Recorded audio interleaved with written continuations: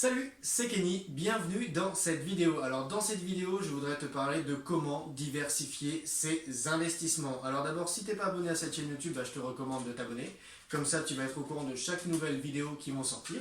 Donc tout d'abord, je voudrais m'excuser pour la coupe de cheveux parce que on est en période de confinement à l'heure à laquelle je tourne cette vidéo. Donc pas de coiffeur, voilà. Alors, pourquoi je te fais cette vidéo? Eh bien parce que justement, tu sais, on est en période de confinement comme je viens de te le dire, et du coup, la France est un petit peu à l'arrêt.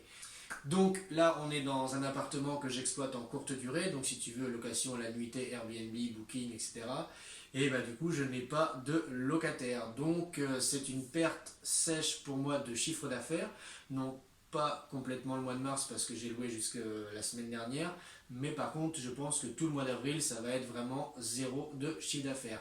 Donc c'est pour ça que je voulais te faire cette vidéo et pour te dire que c'est important de diversifier tes investissements pour te protéger et pour justement te parer à toute éventualité qui peut tomber, d'accord? Alors, tu as peut-être déjà entendu parler des parkings, des places de parking, des garages, des locaux commerciaux, des immeubles. Qu'est-ce qu'il y a encore? La colocation, les divisions, la courte durée, les SCPI aussi, donc Société Civile de Placement Immobilière. Voilà, enfin, tu vois, il y a diverses méthodes de location. Donc, c'est très important de diversifier. Il ne faut pas faire que de la courte durée. Pour moi, en tout cas, il ne faut pas faire que de la colocation. Il ne faut pas faire non plus que de l'étudiant. C'est bien, tu vois, d'avoir un peu tout. Moi, par exemple, j'ai qu'un seul appartement en courte durée. Et en fait, j'ai aussi mes autres appartements. Donc, j'ai d'autres appartements en location à l'année. J'ai d'autres appartements en location étudiante. Donc, étudiant, tu sais, septembre à juin et juillet-août, en fait, en courte durée. Donc, en fait, ça me permet de ne pas avoir vraiment un chiffre d'affaires qui est de zéro sur mon activité. J'ai quand même des loyers qui rentrent.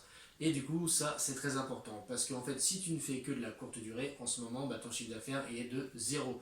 Donc, imagine-toi avec un chiffre d'affaires de zéro, si tu vis de l'immobilier, si tu vis de tes rentes, si tu n'as pas énormément de trésorerie de côté, tu sais que je recommande d'avoir minimum 6 mois de trésorerie d'avance en fait sur tes loyers et aussi minimum 6 mois, un an. Enfin, c'est bien d'avoir un an de dépenses en fait. Par exemple, si tu gagnes 2 000 euros, je recommande d'avoir 24 000 euros de côté avant d'être entier, d'accord? C'est vraiment un minimum, ok? Donc, imagine, tu n'as pas ça et tu fais, je sais pas, pendant 1, 2, 3 mois, tu fais les chiffres d'affaires de 0 € et il faut quand même payer le crédit, ok? Donc, t'imagines un petit peu. Donc voilà, c'est pour ça que je te fais cette vidéo. Alors, tu vas me dire, oui, mais la courte durée, c'est bien, c'est mieux, on fait plus de cash flow, on ramasse plus d'argent. Oui, c'est vrai, ok. Mais d'un côté, c'est plus contraignant, tu passes plus de temps, ou alors il y a plus de gestion, le bien s'abîme un petit peu plus vite parce que tu as plus d'entrées-sorties. Enfin voilà, je ferai une autre vidéo vraiment pour les bons et les mauvais côtés de la courte durée parce que moi ça va faire un peu plus d'un an maintenant que j'exploite ce bien en courte durée. Donc j'ai pas mal de retours d'expérience, donc je te ferai une vidéo là-dessus. Un deuxième point que je voudrais te dire, c'est que pareil, il faut que tu diversifies ton mode de location, ton mode d'investissement, donc ta stratégie, mais il faut aussi que tu diversifies pour moi l'emplacement en fait dans lequel tu investis. C'est-à-dire que si tu investis que dans des zones rurales, donc que dans des bleds ou que dans des campagnes, dans des petites villes, d'accord, où il n'y a pas beaucoup d'attractions autour, eh bien, je te recommande aussi d'investir dans des endroits où c'est un petit peu plus tendu, tu vois, dans des villes où l'immobilier est un petit peu plus liquide, où l'immobilier se vend ou s'achète plus vite. Pourquoi? Parce que quand tu vas avoir besoin de trésorerie, peut-être que tu vas mettre plus de temps à vendre ton bien qui va se trouver à la campagne, d'accord? Donc c'est que mon avis, attention, mais peut-être que tu vas mettre plus de temps à vendre ton bien qui est à la campagne qu'à vendre un bien qui va être à Bordeaux, qui va être à Toulouse, qui va être à Marseille, qui va être à Nice, qui va être à Lyon, enfin tu vois, tu as compris le principe. Donc pour moi, c'est très important de diversifier aussi ça.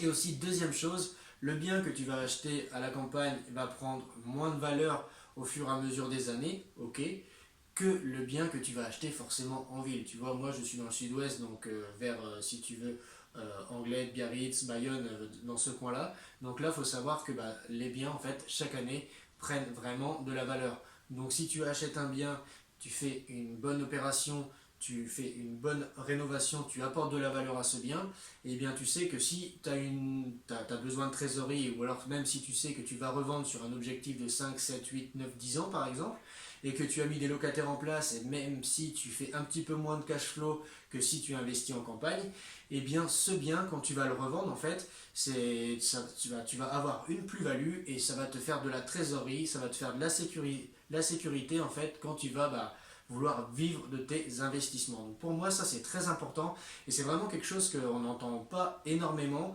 et je comprends pas pourquoi il n'y a personne qui parle de ça. Il y a beaucoup de gens qui recommandent d'investir dans des petites campagnes, qui recommandent d'investir dans des petites villes, etc. Moi je trouve qu'il faut faire les deux.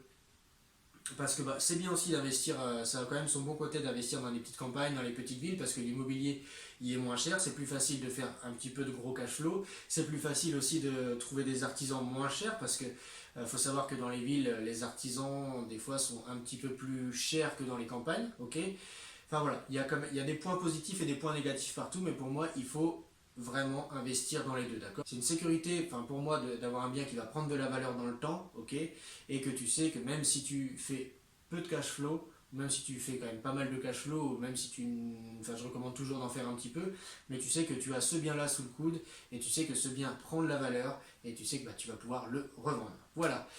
Donc c'est tout pour cette vidéo, donc vidéo peut-être un peu courte, je sais même pas combien de temps ça fait, mais voilà, donc tout ça pour te dire qu'il faut que tu diversifies tes investissements, que ne fais pas que de la courte durée, ne fais pas par exemple que non plus de l'étudiant, parce que si tu fais que de l'étudiant, tu vas peut-être faire que de la courte durée juillet-août, donc c'est peut-être très bien, tu vois, moi je le fais, ça m'explose mon chiffre d'affaires, donc c'est vraiment top, mais j'ai aussi à côté de ça des locations à l'année, pour vraiment assurer aussi une certaine stabilité, une certaine tranquillité, ok. J'ai aussi en fait revendu des biens, d'accord. Ça pour moi ça a été quelque chose de très sécurisant en fait.